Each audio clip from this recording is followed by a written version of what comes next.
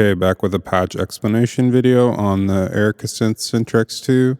This is a feedback patch that I thought was kind of interesting, so I thought I'll show you the patch, explain it a little bit, and then build it from scratch and show you sort of what's going on. So channel 1 is feedback, and channel 2 is the feedback being ring modulated. So if we bring this up, we get the feedback, and then the ring mod. So if I move this stick,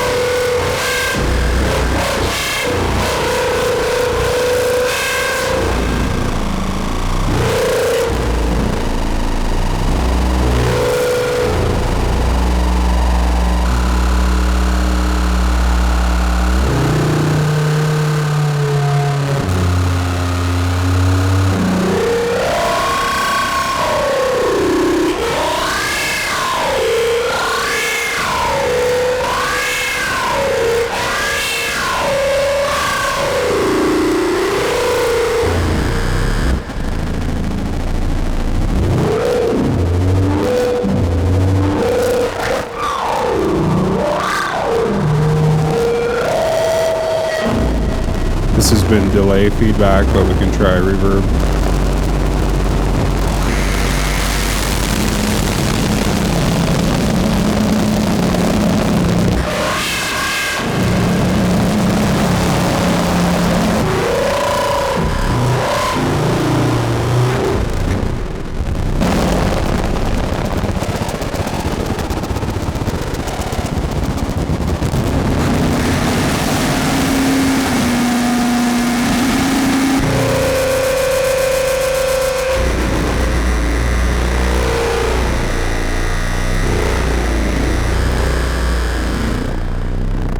So this patch basically, I'm going out of the effects into the filter and then back into the effects, and then the only actual input to the effects is the trapezoid CV signal.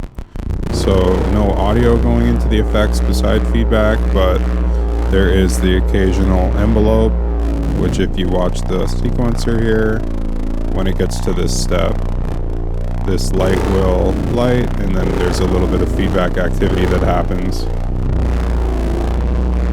If I increase the envelope, it goes lower for longer. So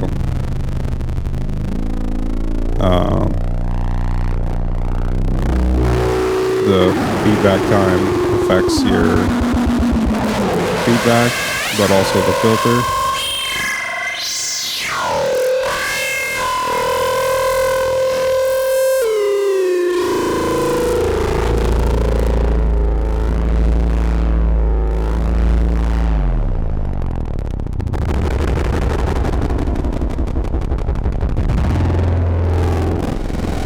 And then just using the effects.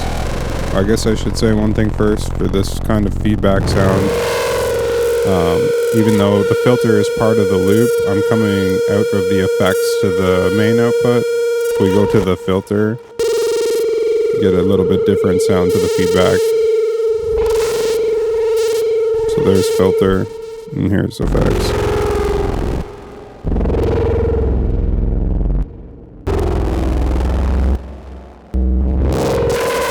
Kind of hard to tell there, but you get it's a little bit more muted if you come out from the effects.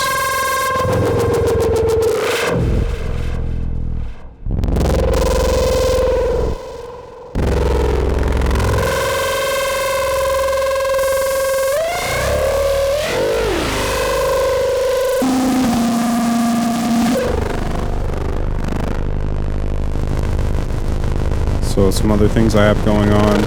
I have oscillator 3 going to input 1, which has the gate detector. which can clock the sample and hold. So if I speed this up, it changes the feedback pattern.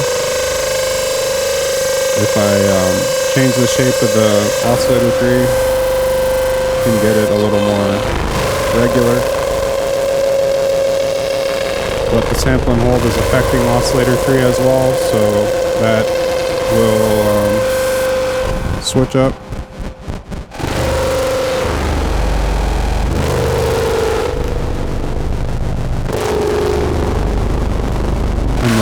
Oscillator 2 is being used for the ring mod, but it's being modulated by oscillator 1. So if we just hear the ring mod, it's the mod oscillator, and then it's being modulated by this one.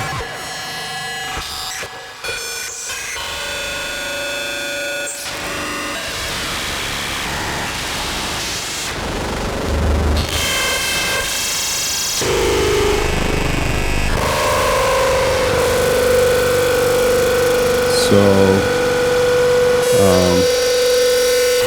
we'll load up an empty patch, and I'll show you how I go about making something like this. So it usually starts by sending the effects back to itself and then to the output for some inspiration. So you can make these kind of sounds. On reverb, it's a little different.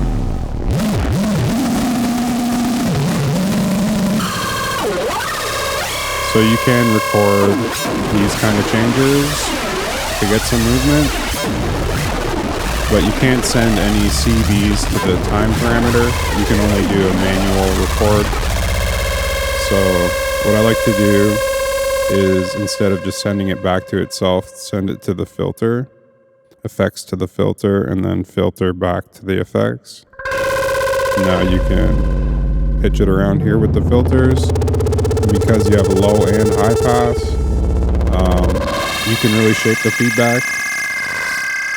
Basically the way it works is, if you have the high pass higher than the low pass, you get like high pitch sounds, and if you have them both low, you get like low drones.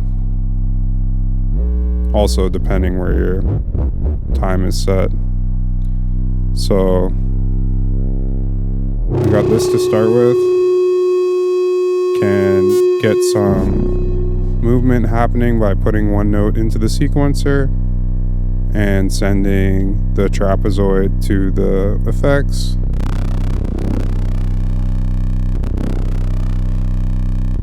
So slow down the sequencer.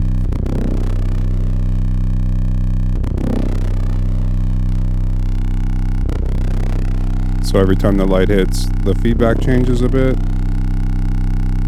We increase the decay.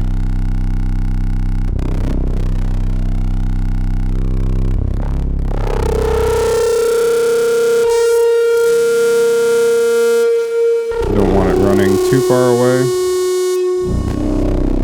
Somewhere around here.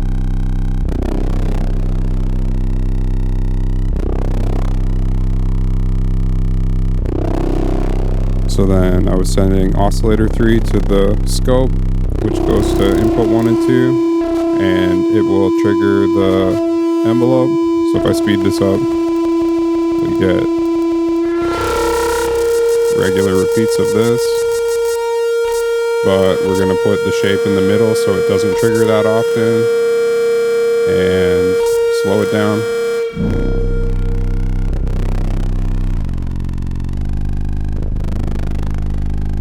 And then I was sending this to the ring mod, and then the ring mod to output 2. You can select different things, but oscillator 2 will give the most like typical ring mod like sound. You got the shape and the levels of the waveforms. So modding oscillator 2 with oscillator 1.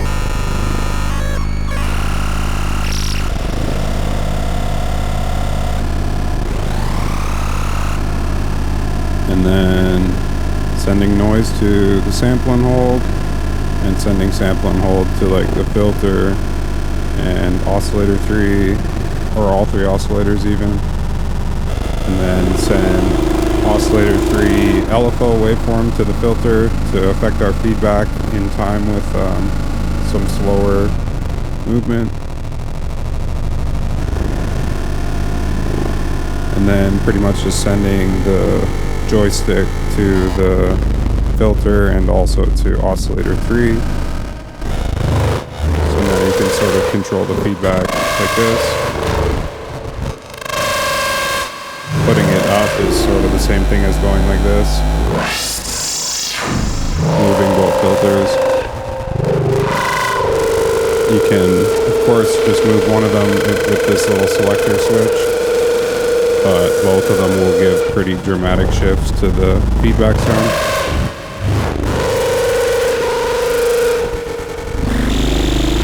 And then it's just a matter of tuning the oscillators and playing with the filters.